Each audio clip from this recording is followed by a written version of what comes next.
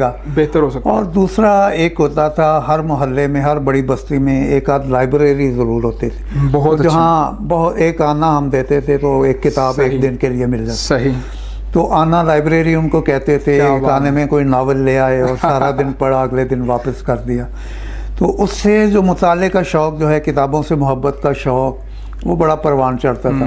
उस दौर में इब्ने सफ़ी को, नसीम हिजाज़ी को, रज़िया भट्ट वगैरह, इनको बहुत पढ़ा जाता था। इनके नावल जो है वो बहुत पढ़े जाते थे। तो वो अब वो शायद इतना कारोबारी लिहाज से तो मुनाफा बख्श नहीं होगा कि लोग वो इतनी सस्ती लाइब्रेरी खोलें। ज़ाहिर है कि रोज़गार के मसाइल होते हैं। जी जी। तो ये अगर गवर्नमेंट जो है कम्युनिटी के साथ मिल के हर बस्ती में कोई एक आध छोटी सी दुकान किसी 2-3 बंदों के हवाले करते, जो गवर्नमेंट जो है उनको ज़्यादा पे ना करे, कुछ वो वहाँ से थोड़ा वहाँ से उनको आमदन हो जाए, थोड़ा गवर्नमेंट एज अ फंड इकट्ठा हो जाता है वो चीज़। तो हर मोहल्ले में, हर बड़ी बस्ती में, छोटी बस्ती में एक एक छोटी छोटी लाइब्रेरी हो जहाँ से किताबें मिल सकें, नई छपने वाली भी, पुरानी भी, पाकिस्तान के हवाले से तारीखी किताबें हों, नावल हों, फिर शायरी की किताबें हों, और वो बच्चे जो हैं, जो स्टूडेंट हैं, तालिब इल्म हैं, वो उनमें से अगर